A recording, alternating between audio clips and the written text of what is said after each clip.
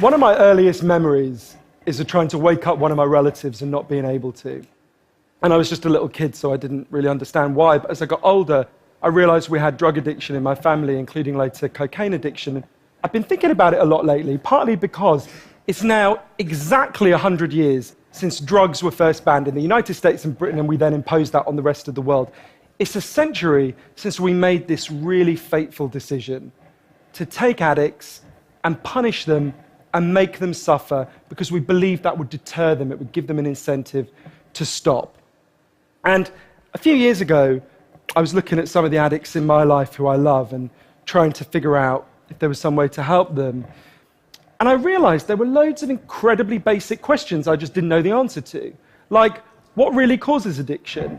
Why do we carry on with this approach that doesn't seem to be working? And is there a better way out there that we could try instead? So I read loads of stuff about it, and I couldn't really find the answers I was looking for. So I thought, okay, I'll go and sit with different people around the world who've lived this and studied this and talk to them and see if I can learn from them. And I didn't realize I would end up going over 30,000 miles at the start, but I ended up going and meeting loads of different people, from a transgender crack dealer in Brownsville, Brooklyn, to a scientist who spends a lot of time feeding hallucinogens to mongooses to see if they like them.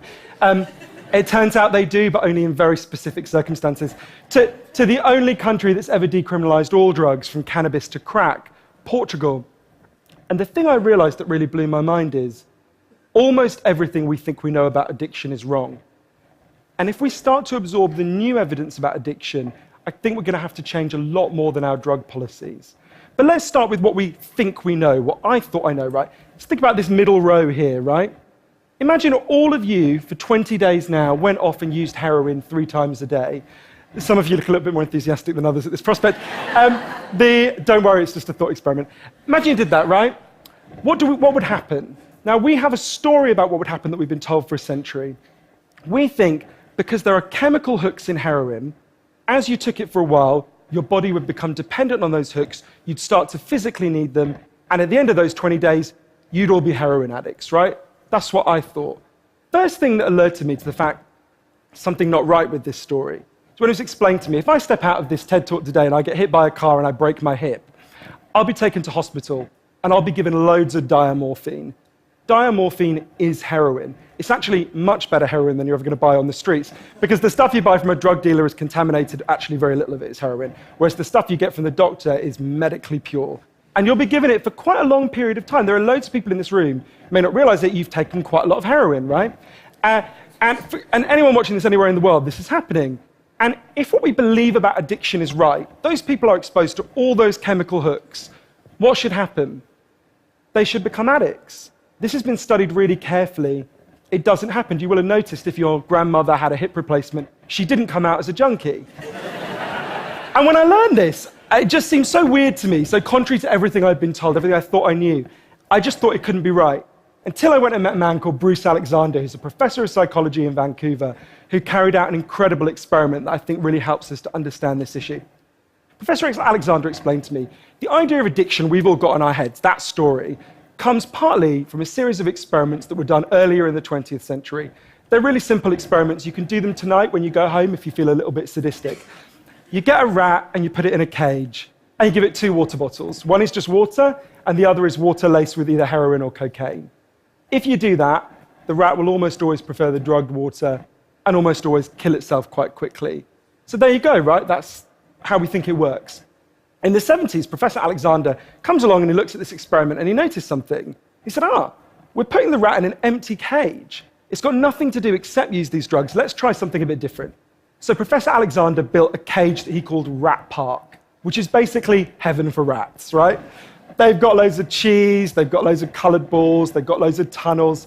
Crucially, they've got loads of friends, they can have loads of sex, and they've got both the water bottles, the normal water and the drugged water. But here's the fascinating thing. In Rat Park, they don't like the drugged water. They almost never use it. None of them ever use it compulsively. None of them ever overdose. You go from almost 100% overdose when they're isolated to 0% overdose when they have happy and connected lives. Now, when he first saw this, Professor Alexander thought, maybe this is just a thing about rats. They're quite different to us, maybe not as different as we'd like, but, But fortunately, there was a human experiment into the exact same principle happening at the exact same time. It was called the Vietnam War. In Vietnam, 20% of all American troops were using loads of heroin. And if you look at the news reports from the time, they were really worried because they thought, my God, we're going to have hundreds of thousands of junkies on the streets of the United States when the war ends. It made total sense. Now, those soldiers who were using loads of heroin were followed home. The Archives of General Psychiatry did a really detailed study, and what happened to them? It turns out they didn't go to rehab. They didn't go into withdrawal. 95% of them just stopped. Now, if you believe the story about chemical hooks, that makes absolutely no sense. But Professor Alexander began to think there might be a different story about addiction. He said, what if addiction isn't about your chemical hooks? What if addiction is about your cage? What if addiction is an adaptation to your environment? Looking at this, there was another professor called Peter Cohen in the Netherlands who said, maybe we shouldn't even call it addiction. Maybe we should call it bonding. Human beings have a natural and innate need to bond. And when we're happy and healthy, we'll bond and connect with each other. But if you can't do that because you're traumatized or isolated or beaten down by life, you will bond with something that will give you some sense of relief. Now, that might be gambling, that might be pornography, that might be cocaine, that might be cannabis, but you will bond and connect with something because that's our nature. That's what we want as human beings. And I think, at first I found this quite a difficult thing to get my head around, but one way that helped me to think about it is, and I can see, I've got over by my seat there a bottle of water, right? I'm looking at lots of you, and lots of you have bottles of water with you, right? Forget drugs, forget the drug war. Totally legally, all of those bottles of water could be bottles of vodka, right? We could all be getting drunk, I might after this.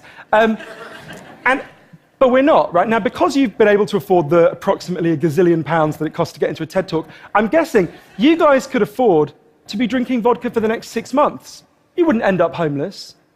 You're not going to do that. And the reason you're not going to do that is not because anyone's stopping you. It's because you've got bonds and connections that you want to be present for. You've got work you love. You've got people you love. You've got healthy relationships.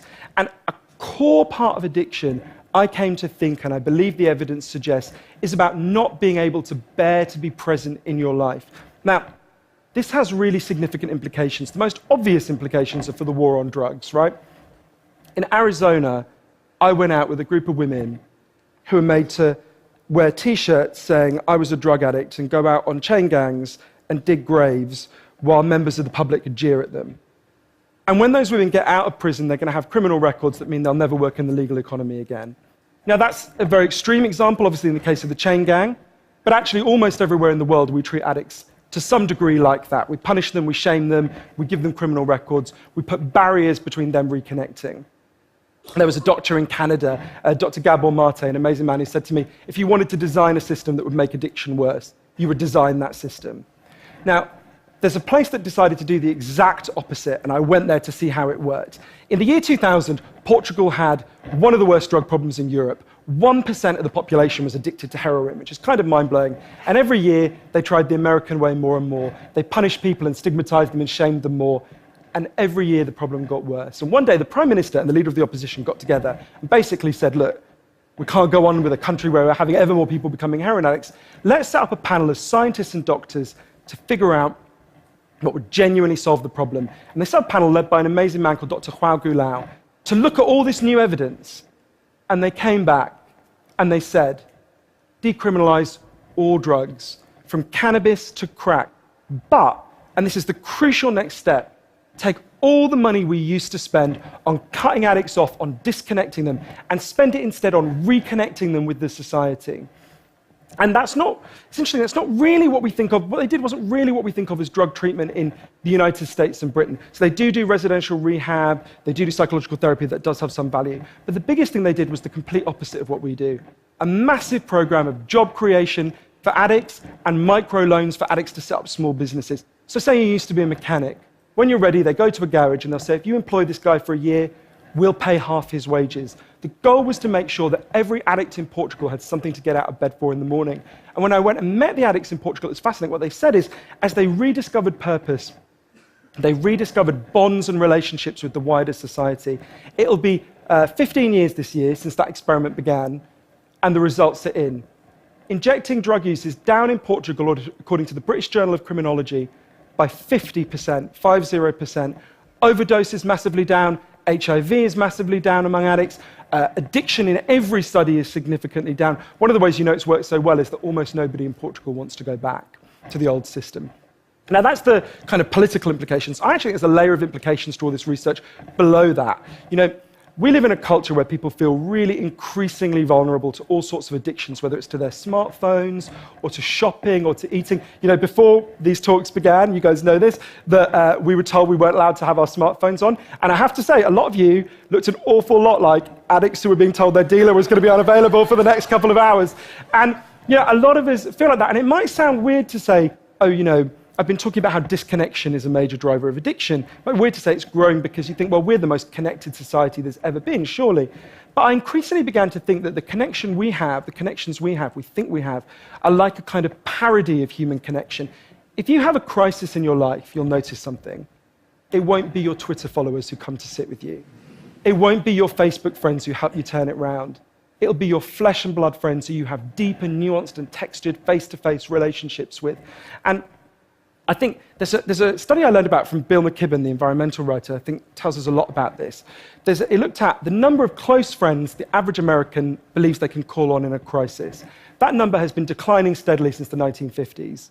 The amount of floor space an individual has in their home has been steadily increasing.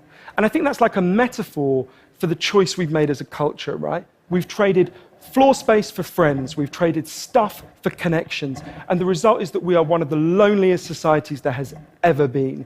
And yet, Bruce Alexander, the guy who did the Rat Park experiment, says, we talk all the time in addiction about individual recovery, and it's right to talk about that, but we need to talk much more about social recovery. Something's gone wrong with us, not just as individuals, but as a group. And we've created a society where, for a lot of us, life looks a whole lot more like that isolated cage and a whole lot less like Rat Park.